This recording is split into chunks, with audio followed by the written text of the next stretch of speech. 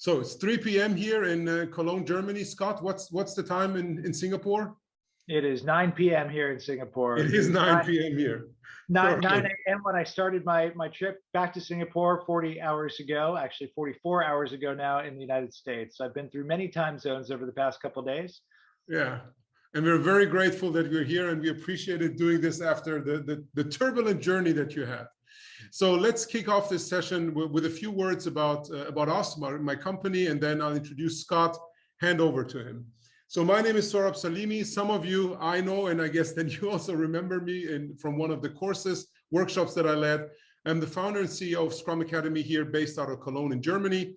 We also operate the Agile Academy as a platform for high quality Agile trainings and coaching deliveries. And I'm super excited to host Scott Anthony here as our speaker for today's session. Scott is a former HBS and McKinsey alum. He had several positions over the years. Right now, he serves as managing director of Innosight in Singapore, and he's the author of the book Eat, Sleep, Innovate, which we will talk about today, and also number 9 on the latest Thinkers 50 list of management thinkers. I'm super excited to have Scott here, and I'm super also thankful to him and also Alex Osterwalder, a shared friend who connected us. Scott, I'll hand over to you. If you want to give a brief introduction about yourself, feel free to do so. And then you'll start off with a quick presentation, and later we go into a conversation and Q&A with all of you. Thank you, Scott, for being here. Sarah, thank you very much for having me. It truly is my pleasure to be able to share these ideas in our book, Eat, Sleep, Innovate, with the audience we have here, and hopefully to people beyond this. I'll just say just a little bit more about the origin story of my organization. Then, as Sohrab said, I do have maybe 15 or 17 minutes to provide kind of an executive summary of Eat, Sleep, Innovate, and then we can get into a conversation. So for those of you who don't know Innosight, Innosight is a growth strategy consultancy that was co-founded by my colleague, Mark Johnson, and the late, great Harvard Business School professor, Clayton Christensen, back in 2000. Our mission at Innosight is to empower forward-thinking organizations to navigate disruptive change and own the future. And arguably, that mission has never been more important. We're in a world where technologies are advancing exponentially, lines between industries are blurring, consumer expectations are shifting, and you get these small little events like pandemics being thrown at you. It is a time where 85% of executives, according to a recent research report by AlixPartners, say that disruption is the most important issue that is facing them as leaders and facing society as a whole. And of course, to rise to the challenge of disruptive change, to address the famous dilemmas that disruption can cause, ultimately, you need an organization that embraces innovation at its core. And that's really the topic that I, along with my co-authors, colleagues Natalie Payne-Shaw and Andy Parker, and Paul Cobbin, the Chief Data and Transformation Officer for DBS Bank in Singapore, explore in our latest book, Eat, Sleep, Innovate. So let me share my screen and bring you on a whirlwind tour through the book. So the book is all about how you build, create, and nurture a culture of innovation. So what I have to do first is define exactly what that means. So let's start with innovation. When we use the word innovation, we mean something different that creates value. We can break that phrase into 2 parts. Something different is intentionally vague. It gives space for things like world-saving vaccines and hypersonic planes, the big bang breakthroughs that we know and love. But it also creates room for the day-to-day stuff, the everyday things that make life just a little bit better. The broadness of something different reminds us that innovation is not the job of the few, it's the responsibility of the many. Creates value separates innovation from precursors, things like invention and creativity. Critically important, no doubt, but until you take that input and turn it into whatever sort of value you're trying to create, revenues, profits, more engaged employees, more efficient processes, whatever, in our eyes, you have not innovated. Remember Edison's line, genius, he once said, is 1% inspiration and 99% perspiration. Innovators sweat. Now, how do innovators sweat? Well, in the book, We say that there are 5 behaviors that increase the odds of doing something different that creates value.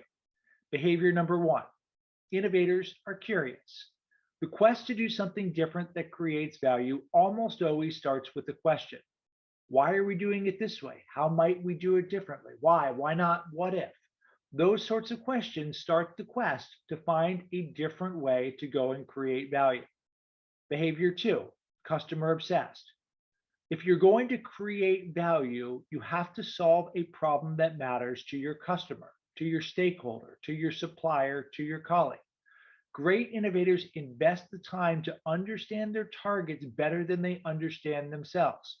If you know Innosight and you know some of the research and work that we've done, you know that we're always looking for what we call a job to be done. My colleague Dave Duncan just released a book last month that goes into this concept in depth, The Secret Lives of Customers, a really practical guide for how you identify, have a language for, and a method to identify those customer jobs to be done. And great innovators do that. Great innovators are collaborative. That's behavior number 3. They recognize that innovation magic happens at intersections when different mindsets and skills collide together. They're actively seeking the intersections, trying to collaborate, borrowing ideas from as broadly as possible, remembering that none of us are as smart as all of us. Behavior number 4, being adept in ambiguity. Great innovators recognize every idea starts its life in the same form. It's partially right and partially wrong. The secret to success isn't careful analysis. It isn't detailed planning. It's mastering the process of trial and error experimentation, learning experientially which part is right and which part is wrong. That means being comfortable with false steps, fumbles, mistakes, and the occasional failure on the path to success. Finally, great innovators are empowered. You can't do something different that creates value unless you actually do something. That means, of course, you talk, of course, you think, of course, you create slides, of course, you create Excel spreadsheets, but more critically, you find ways to take an idea and make it physical. Because again, you can't do something different that creates value unless you do something. Now, a culture of innovation. We argue in the book that a culture of innovation is one in which these 5 behaviors come naturally. You don't have to force people to do it. You don't have to cajole people to do it. It's just the way that things are done inside your organization. So I want to ask you a question. We're going to use some homegrown Innosight technology to ask this question. To use this technology, you go to the URL that's on the screen here, walktheline.innosight.com/innovate. And I'll share my screen in just a second so you can follow along with me. Let me type this into the chat as well. So walktheline.innosight.com/innovate.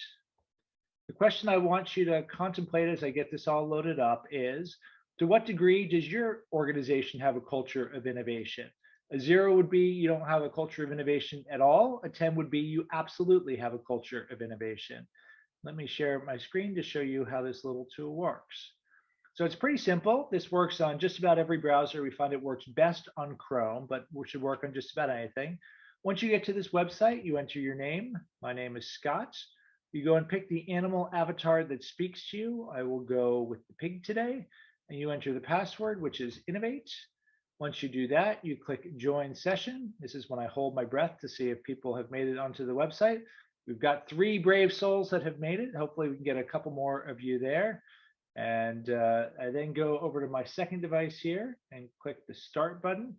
If you're watching a recording of this, by the way, this isn't going to work. But the 3 people who are there, including me, you will be able to cast your vote to this question, and we will have just a little bit of fun with it. So question, my organization has a culture of innovation. To what degree do you agree with this statement? 0 to 10. You just take the little ball and slide it along. I'm going to stick myself at 8. I think we're pretty good, but we got some room for improvement. I'll click Submit. And we'll see the answers as they come in.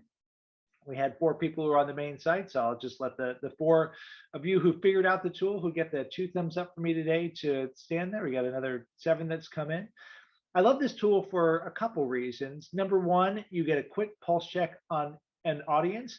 Is it more of a dog and cat audience? Is it more of a farmyard audience? Is it more of a jungle audience? Or is it a good mix of all of those things?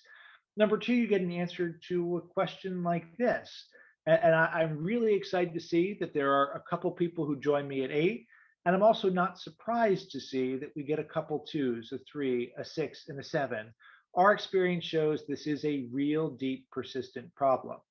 The third thing, which I won't do here, but it's fun when I'm doing a different type of session, your name is attached to your avatar. So if I wanted to do a little bit of cold calling, I could do that. I won't this time. Maybe we'll do some of that during the Q&A after.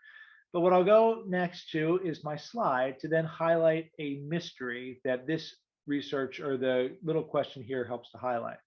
The mystery is this. The field of innovation has been documented, it's been dissected, it's been codified. Lots of people have written lots of smart things about it. What I talked about here is not that complicated, something different that creates value. I talked about a set of behaviors that are all relatively straightforward to do. And I would argue it's not that you have to learn how to follow these behaviors, it's you have to unlearn what's stopping you from following these behaviors, because these behaviors come very naturally in children. I've got 4 children. I'm going to tell you stories of 2 of them during my brief remarks here. This is my daughter, my 13-year-old girl, Holly. This picture is from a couple years ago. Holly, wearing the silver headband, was in an entrepreneurial boot camp competition in Singapore. It was a group of people who were 18 and under getting together in teams to come up with ideas. Holly and her friend Ellison had an idea to create an app that would connect different generations called Generation Connections. They came up with their idea. They made the shortlist for the region. They went to this big session in Singapore. They pitched it to make it to the semifinals in a small room.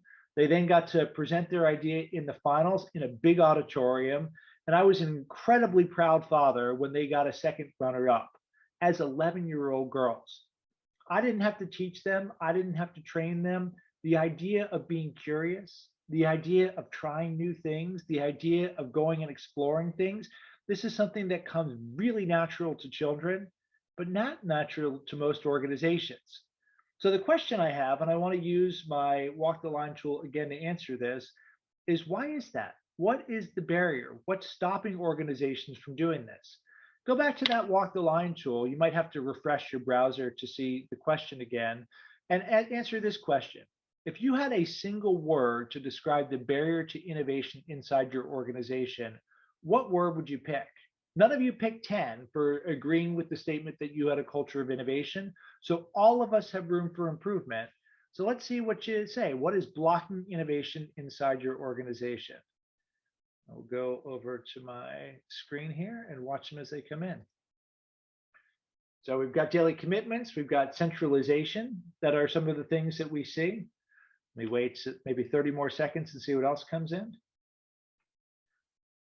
We've got command control. We've got commitment that's gotten bigger. We've got fear that's emerged.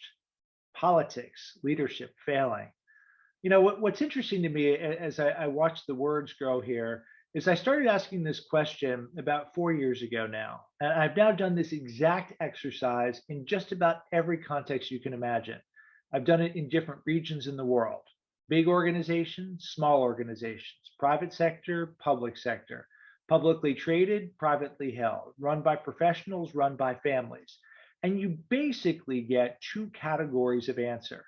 There's always something about fear and failure. I'll talk about that at the end of my prepared remarks as I introduce you to one of my sons, Happy Harry. And then you get something related to time. You get something related to inertia. You get something related to hierarchy. You get something related to centralization. Now, on the one hand, that's not all that surprising. Innovation is something different that creates value. Organizations exist to do what they are currently doing more effectively, more efficiently, to do it better and faster, not to do it differently. The systems and structures that exist often are one of the hidden barriers to innovation. It's inertia that ultimately holds many organizations back at extremes in ways that function like an addiction to business as usual. What do you do to overcome that inertia, to break the hierarchy, to encourage people to do new things? Well, in the book, we suggest that you rip a page out of the habit change literature.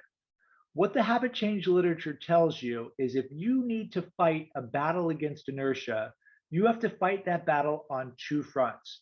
To summarize those two fronts, the book has a handy acronym, BEAN, B-E-A-N. Front number one is the first part of that acronym, the behavior enablers. These are direct ways to encourage and enable behavior change, going after the rational, logical part of our brain where we make carefully considered decisions with things like checklists and formal rituals. The A and N stands for artifacts and nudges. This is the second front of the battle, where you go after the unconscious, where people make decisions without even thinking about it. So you give indirect ways to encourage, enable, and reinforce behavior change. The visual reminders that seep into your subconscious so you do something different without even realizing it. The leaderboard that shows everyone in your department is better than you, that motivates you to work that much harder, drafting on gamification principles. Those are key tools in the arsenal of the second front of this battle. Now, in the book, Eat, Sleep, Innovate, we've got 101 of these beans. They're all on the companion website, eatsleepinnovate.com. Please feel free to go there, download some of the bean kits we have, use these beans in your own organization. I'm not going to go through all 101, but just to give you a flavor of them, I want to highlight two of my favorite beans. The first one is from DBS Bank, the largest bank in Southeast Asia, headquartered here in Singapore. DBS Bank is kind of a red thread that runs through the book. We might talk about it more in the Q&A, as the book describes the journey DBS went through from lagging its local market in terms of customer satisfaction to being a globally recognized innovation powerhouse. Now, there's a lot to this story, but at least a piece of it is the thoughtful use of beans. One of these is Meeting Mojo. DBS aspired to be agile, to have very collaborative meetings where everybody would participate. The reality was meetings were anything but.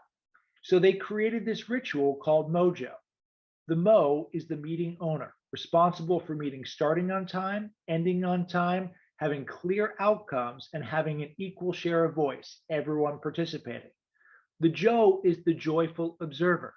The Joe is appointed by the Mo at the beginning of the meeting.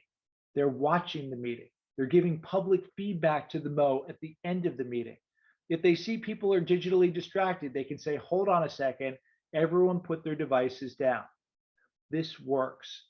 Before DBS did this, 40% of people said that meetings were collaborative. Today, that number is 90%. One of the key things that's enabled DBS to function, in the words of its CEO, Piyush Gupta, like a 28,000 person startup.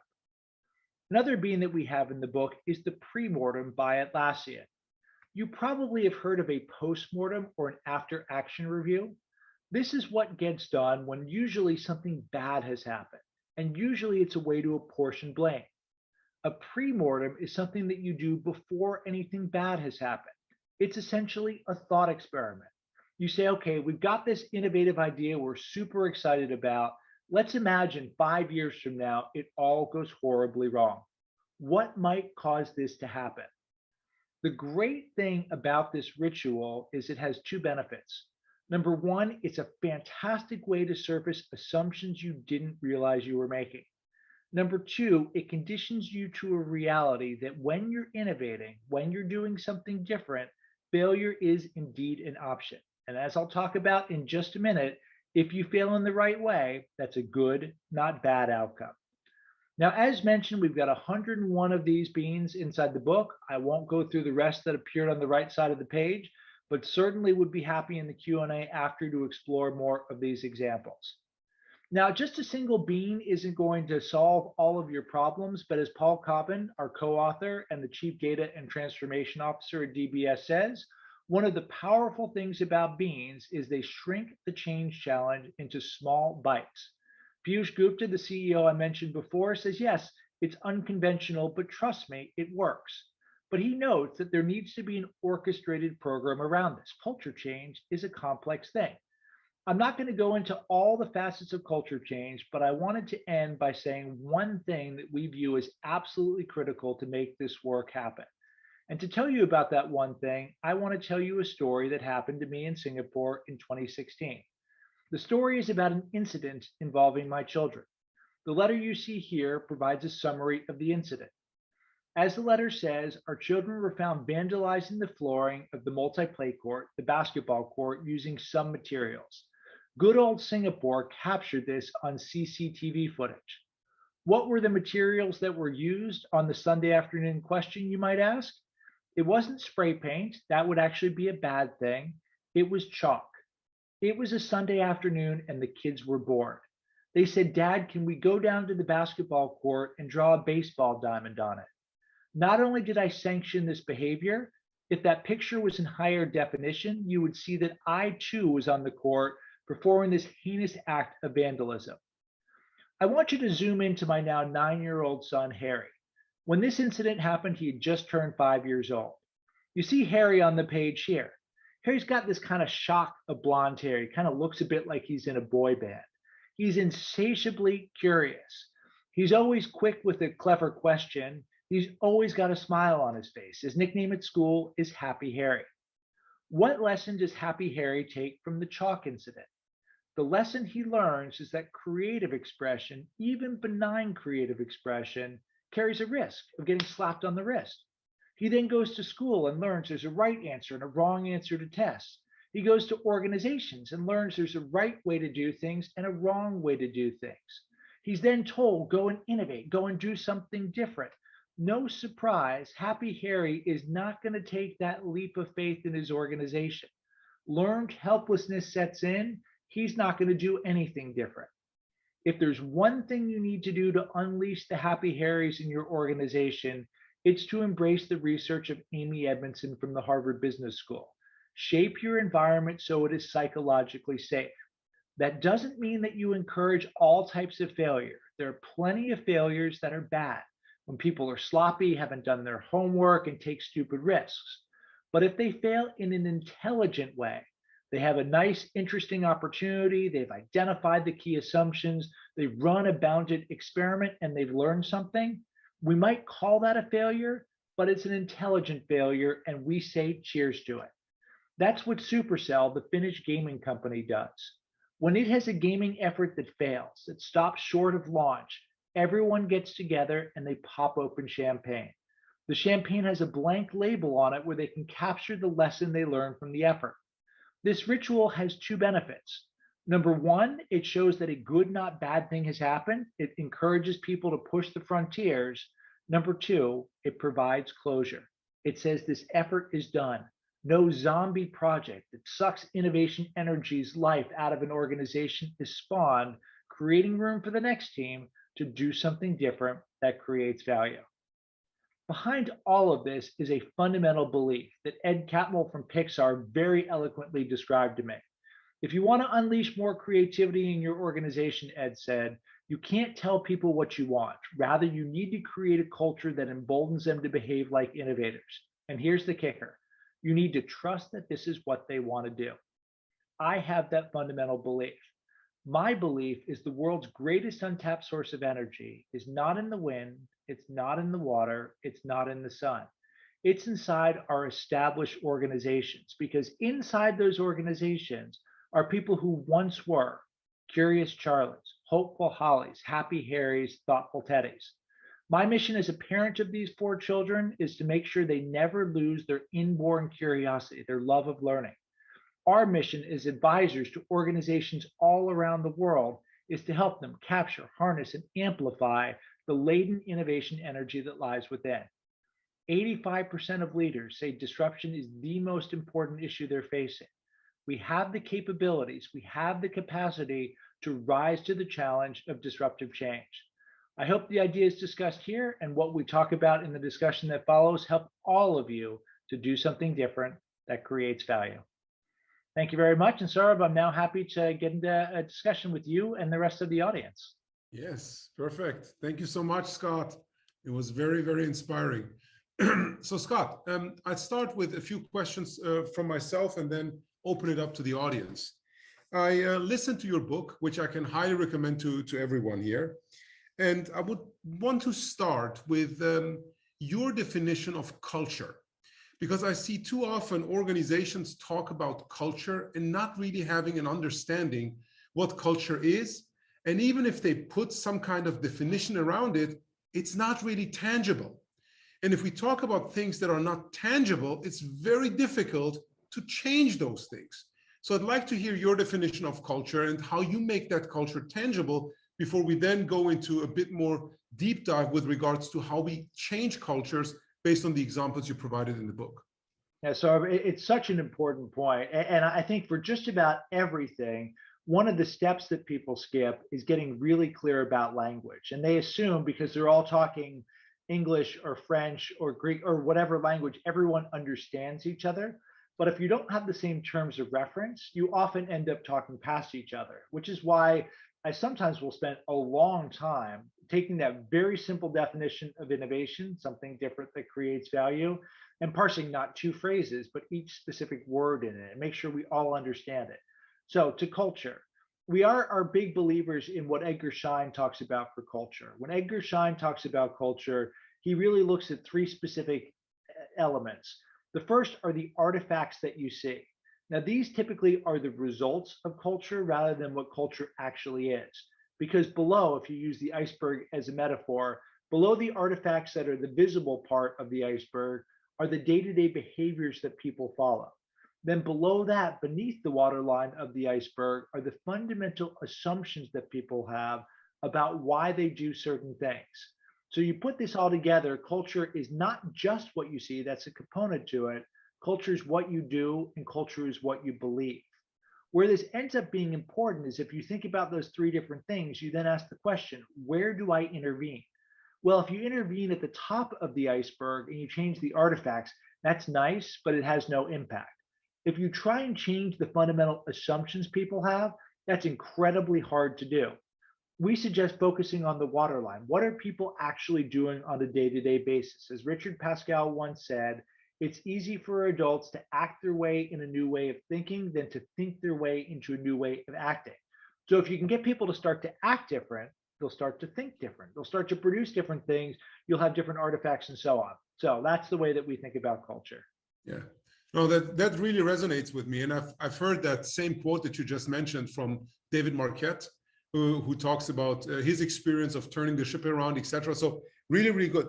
Now, let's go into this water line, which you mentioned, like the do part. What do people do on a daily basis? And in your book, you cover two really interesting case studies. You bring up a ton of examples, but two interesting case studies, like they stand out to me. One is from the Salvation Army, and the other is from DBS. And maybe you can give us a few examples from each of them, because they're fundamentally different organizations, on what kind of changes they did in order to create a culture of innovation, sometimes consciously, sometimes not so consciously. Because if I remember correctly, at the Salvation Army, they never set out to create a culture of innovation, but ultimately they did things that resulted in that specific culture. Yeah, and I think it's a very interesting contrast in cases because they really approach this challenge of building and extending a culture of innovation in fundamentally different ways. And it too gets to an area that we particularly try to focus on in the book. So of course, there are some stories from Amazon and Google and all that, but we really try to provide some non-obvious examples from what we call no-debts, normal organizations doing extraordinary things. Because most people work at reasonably normal organizations. I actually wanted to call them boring organizations, but my co-authors probably appropriately didn't like that. But anyway, the Salvation Army, one of the most efficient, effective, not-for-profit organizations in the world, highly decentralized organization, a lot of grassroots efforts from being founded 170 years ago, and really does a lot of innovative things kind of without thinking about it. They have a small innovation function that's been set up in the Northeast part of the United States that described it as it's kind of like somebody who is a great chef, not because they went to culinary school, but because they follow the recipes that were passed down from their mother and their parents before that. So the big question that they have is, okay, we're doing some really interesting things. We've come up with interesting ways to, for example, get mobile payments for donations, find new ways to engage in communities in deeper ways. And we're doing this without being conscious about it. If we could find a way to write the recipes down and share it more widely throughout the Salvation Army, think about how much we could push things up. So it's an example of an organization that with its decentralized setting, with its closeness to the customer or the people it was trying to serve, actually did a lot of things intuitively, but wanted to do it more systematically, wanted to do it more widely. DBS was a very different circumstance. DBS is really a fairly classic from to case, where in the beginning of the case, DBS was not anyone's view of an innovative organization. It was a stodgy, slow moving, highly regulated bank in a process obsessed market. Its CEO, Piyush Gupta, along with Paul Cobbin, who I mentioned before, said, this will not work. In a world that's changing as quickly as ours, our competitive set is not other financial services organizations. It's increasingly tech companies. So if we don't fundamentally change the culture, we're never going to be able to compete. So this is really an example of saying we once weren't and now we are. And the ideas that we talk about in the book can work in either of those circumstances.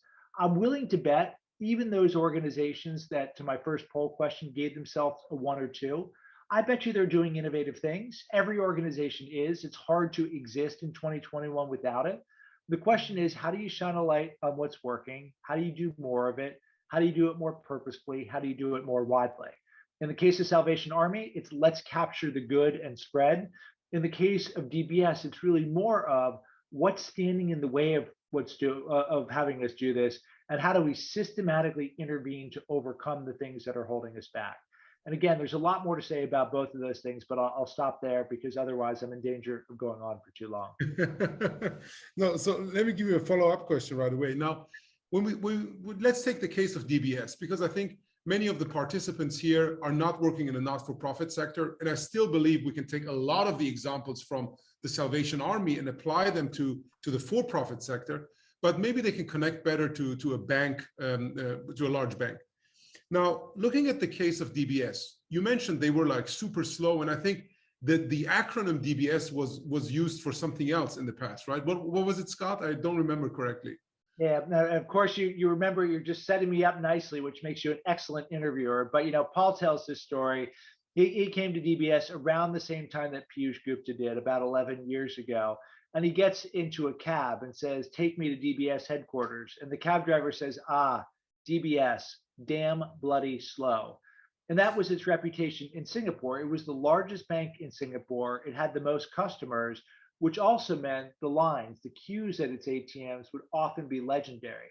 And that, in fact, was one of the first places where DBS really aimed the innovation power that it was developing, not creating new products, not creating new services, but could it save customers time by really understanding what was leading those queues to be so long, and how could they go and improve the process, use design thinking and related concepts so they could find ways to make it a significantly more pleasant experience. And that's a lot of the work that Paul and his team did in the early days. And this is important because, we often again think about innovation as the big bold things. DBS launched a digital bank in India that had no branches. It created the world's largest API application protocol interface library. That's awesome stuff. But the stuff that has saved millions of customer hours, that's made banking that much more enjoyable, that's really important stuff as well. Yeah, the small things. Now, going into DBS, when they were like damn bloody slow, and Paul came in, what were like some of the first things that they did? And to what extent, like what kind of mandate did Paul back then have? Because a lot of people, what I've seen in organizations, they're like, oh, I don't have a mandate to do X. I don't have a mandate to do Y. So they just continue doing whatever everybody else was doing. And I would be interested in how things kicked off at DBS and how it ultimately became a movement, because you were earlier mentioning innovation should not be the job of the few, but the responsibility of the many, which I believe ultimately happened at DBS, but those things don't happen overnight. So maybe you could walk us a bit through that. Yeah, and if you track the DBS story, what you find is this is not an overnight success story. This is an 11-year journey that continues. They view it as something that they're never done with, and each thing allows them to set their aspirations higher. So, one of the first goals that Piyush Gupta and team set is we want to be the bank that has the highest customer satisfaction scores in Singapore. Then we want to be the bank that is most well regarded in Asia. Then we want to go for it. We want to be recognized as the best bank in the world. And it kept hitting those milestones. And then it has to keep going higher and higher and higher. But one of the things that I think Paul and team did really well in the beginning is advice we actually got from our editors who were putting together Eat, Sleep, Innovate. The first version of the book that we submitted to our publisher, it was a fine book, but it was a little bit, dare I say, a little bit more boring, a little bit more technical. And the editor said, you got to follow the worm. Follow the worm is what he said. And the worm in the book is this idea of a bean that's different. I haven't heard that before. It's a fun acronym. So relax a little bit, loosen up the writing, and follow the worm. And that's what Paul did. He followed the worm and said, okay, the worm, what is the problem we have here? The problem we have here is that our customer satisfaction scores suck because we're not focused on the customer. We're not focused on their journey. We're not focused on their pain points. So let's really get good at that. Let's begin to have process improvement events, borrowing some things from Lean Six Sigma so that we can really remove waste, so we can really give customers back this gift of time. What this did is it was a very tangible, measurable way in which you could prove that innovation could add value within DBS, and it had immediate benefits. Is it, again, as sexy as saying, let's go and create something that will rival a fintech? No, but it had material impact. It improved the performance of the bank, and it let everyone say, you know what? Different ways of thinking, different ways of acting lead to different forms of performance. We need to do more of it. We need to systematize this. We need to spread it. So follow the worm and find a problem that when you solve it, you're a hero inside the organization. And that in many cases starts to create a movement. Yeah. And it was those simple things like reducing the time that customers spend, in front of an ATM, etc. Right? Now, when we think about this, you also earlier mentioned organizations, or I think it was the CEO of DBS, if I'm wrong, please correct me, that wanted the organization to be more agile, right? Agile is another one of the terms similar to culture, where people have very different understanding of what it means. And as long as we don't create some kind of shared understanding and make that tangible, it's very difficult as an organization to move in that direction. Now, can you again start with giving what you and the people at DBS considered what this means for them, and how they created their journey towards building a culture of more agility, of more innovation? Yeah, so there's a couple things, more than a couple things that I could say here.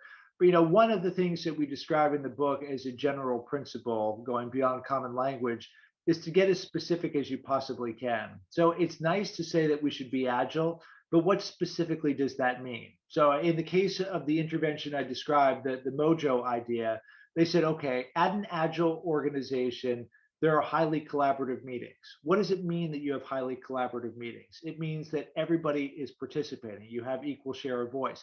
How do we measure that? How do we find out a way to identify whether or not people have an equal share of voice? Well, we can ask people a simple survey question. To what degree do you agree with this statement? Meetings have equal share of voice. Meetings have great participation, whatever. And this is one of the things that DBS does repeatedly. For whatever it's trying to do, it tries to get as specific as possible, and it tries to find a way to measure things. Sometimes it's an indirect measure. Many of these process improvement events that I talked about before, some of the things you're talking about shortening the amount of time at ATMs, they came up with a rough measure for customer hours saved. But the more you're able to have even proxies for things, the more you get people to see that this is a really important thing and it has measurable benefits. The one other small thing I would say about this, if you have a choice about the metrics that you watch, ideally you look for leading, not lagging indicators. So something like a lagging indicator will be the revenues that you report this month, because the revenue you report this month is because of all the things you did in the months and years behind that ultimately led to this. A leading indicator is something like your net promoter score or your customer loyalty, because that predicts what will happen in the future. So the more you have something that anticipates the future, the more you have something that when you see it move up, the good results are going to follow. And again, there's so much more to say about this, but we'll stop there. And of course, want to leave some room for people to actually read the book and get the goodies in there too. Yeah, absolutely. We don't want to cover everything in this 1 hour session. Now, obviously, the things that were achieved at DBS, but also at the Salvation Army, are super impressive. Now, when you go and work with a new organization, and for example, someone reads the book, they're like, Scott, that's exactly what we want. We need to have that kind of change. We're in a very similar situation, facing the same challenges. where would you start, given all the experience that you have collected in both of those organizations and many, many more? Because I believe, like, looking at it retrospectively, there are probably also things that you would change with the experience that you now have from DBS. Of course, because the DBS effort in particular, an intervention that we did along with Paul at a new development center it had set up in Hyderabad in India. It was really how we figured out what this being concept was and figured out the process behind it and all that. And of course, anytime you're figuring something out, it takes twice as long as you would like, and it's half as effective as you would hope, right? And then the next time you do it, you better and better and better. So absolutely. I think I would go back to the advice from our editor again, really follow the warm. I mean, the great thing about DBS is you had a CEO that was very passionate about a change agenda. So you can start at the top of the house and drive through the organization. That's great. That isn't always the case. So when you find a pocket in an organization that's ready to be the tip of the spear, follow it. Chapter 4 of the book, we talk about the idea of some work that we did at the Singtel Group, the largest communications company in Southeast Asia. The point of the spear for them was the human resources function.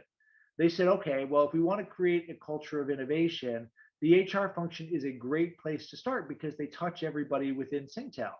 And in the case of the work we did with them, it was the head of HR that was really interested in doing the work. I mean, that's the reason why we picked there as a starting point. So when you've got an executive that's willing to go and think and act differently, that really is the best place to start, because it's really hard if you got people who are, those of you who are not on video, but if you have people who cross their arms, are skeptical and lean back, it's hard to have any kind of culture change work. We know one of the foundational principles of culture change is leaders have to walk the talk. And if they don't fundamentally believe in what you're doing, it's really hard to have that happen. So, again, wherever you find the sponsor, wherever you find the warm, go and do it. And that could be just doing it locally at the level of a team, group, or department. I saw there was a question in the chat about creating psychological safety. Doing that across an entire organization is really hard. There's a lot of work that you have to do that, but there's nothing that stops your team from being psychologically safe. There's a lot of work that you can do with your colleagues to at least create a bubble in which you can be psychologically safe. And then what you hope happens is people say, hey, good things are happening inside this bubble. Maybe we ought to create travel bubbles so you can have different people maybe the bubble ought to expand. Maybe we ought to have more places where we can do this. I'm not supposed to ever talk about travel bubbles in Singapore. Every time we're a week away from a travel bubble, there's a spike of cases on one side or the other. So please, you can wipe that from your memory banks. But you get the basic point, I think. So you're basically talking about a concept of an incremental change, right? Not like going into the direction of believing that we could change the organization from one day to the other, or like the whole organization at once, but actually starting similar to product development with small things that already deliver some kind of value to a certain bubble, to use your terminology, in that organization. It could be one team, a group of people working together.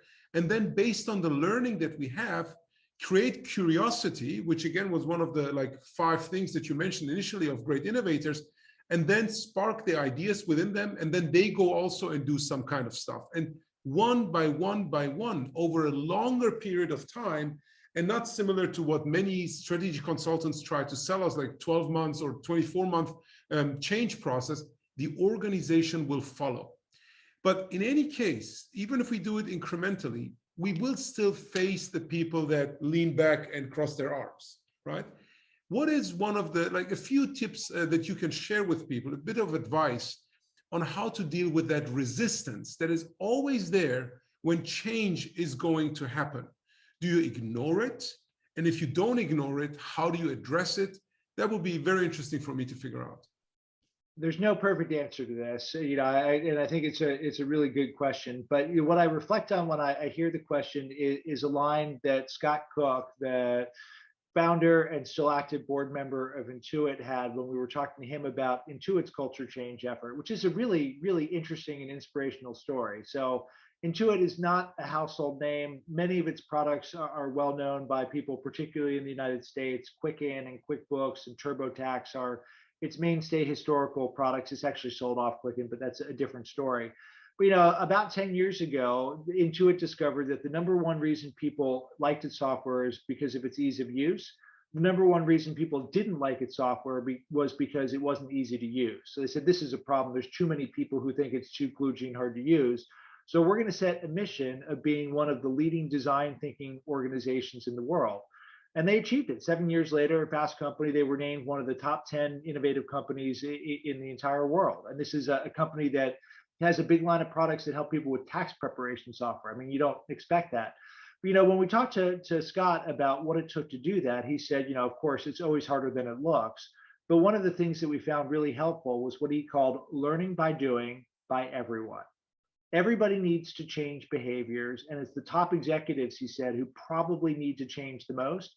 So the way you get them, Sohrab, out of the arm folded mode is you have them actually go and experience what it's like to be adept in ambiguity, to go and interview a customer, to go and do rapid prototyping, and so on.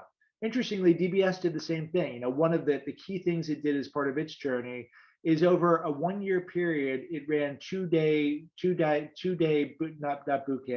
hackathons where it had its top executives go through a proper hackathon process where within a couple of days, they rapidly prototyped an idea.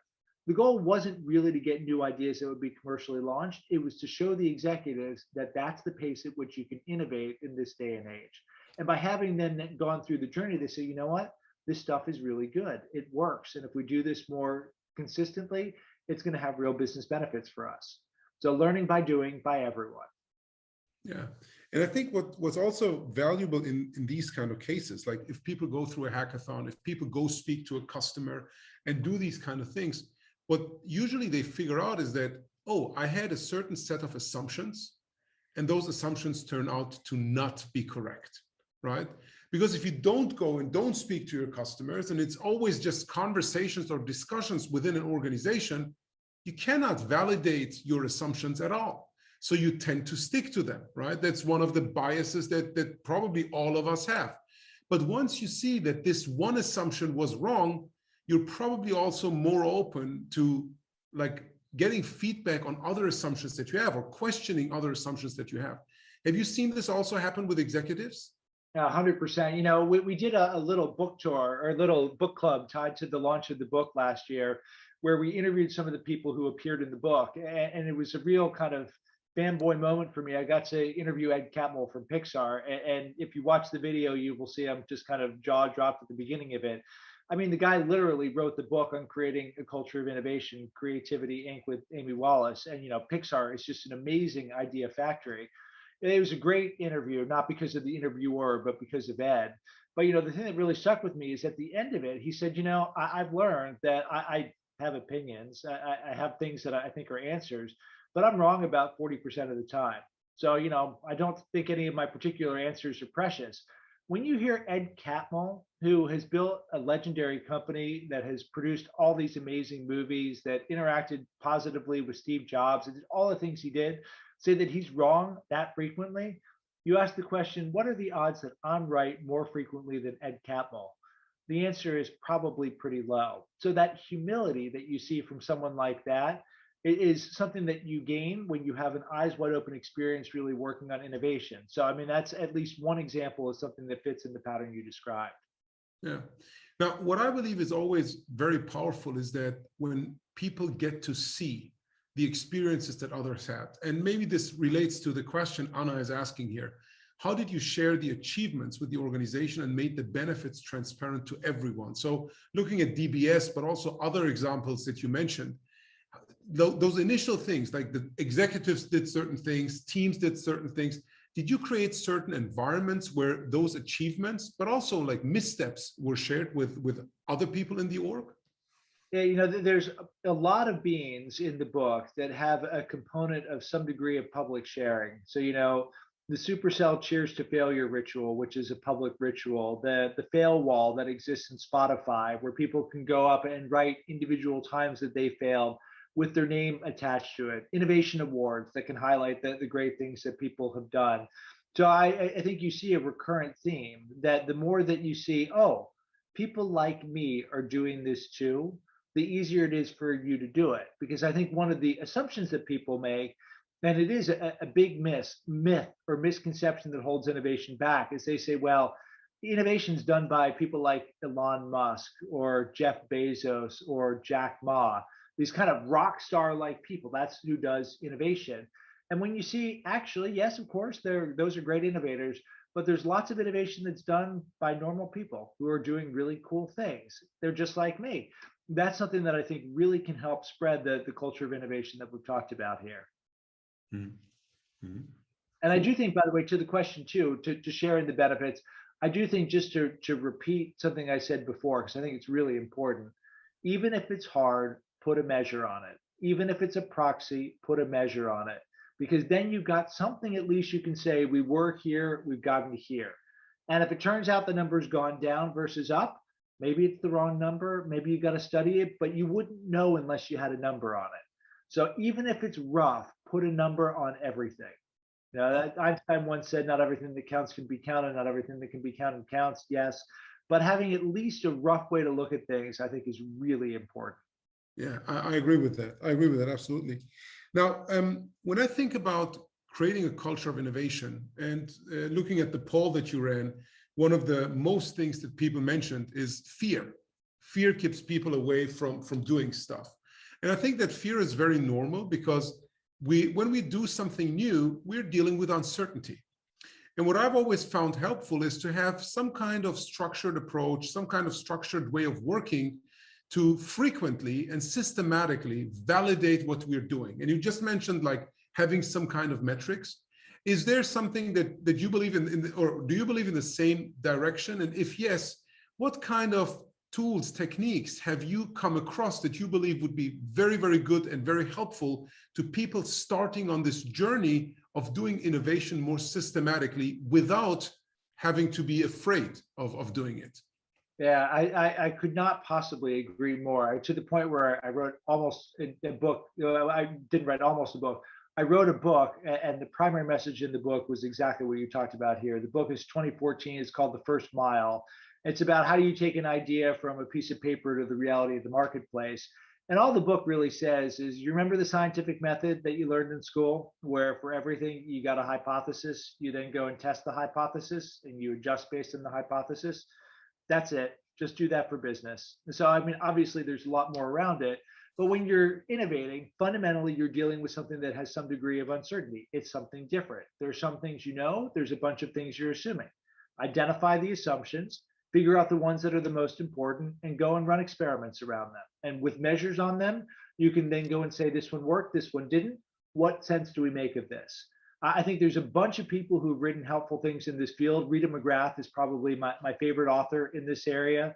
The most recent book was Seeing Around Corners, but has a bunch of really useful tools, including the reverse income statement, that are incredibly helpful ways to surface experiments and surface assumptions and design experiments around them. Yeah, and Rita McGrath's book is really, really good. And to everyone who's joining today, we'll have Rita, I think, in October or November, joining one of our larger Agile 100 conferences. So anyone in the audience, are there questions from your side for Scott? I mean, I could go on, and we already addressed the 2 questions that were put in the chat. But if there's other questions from your side, feel free to ask them. I want to make sure that we provide you the time and space to do so.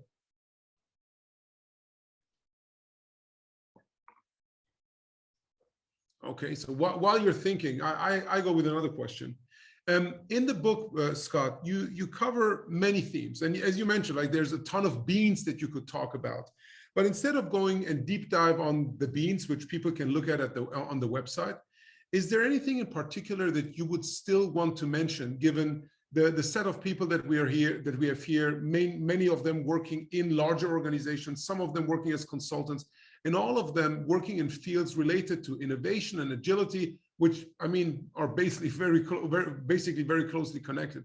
What should they take away in terms of what to do on a daily basis and how to drive change in organization to make them fit for the challenges that almost every organization on a global scale is facing today?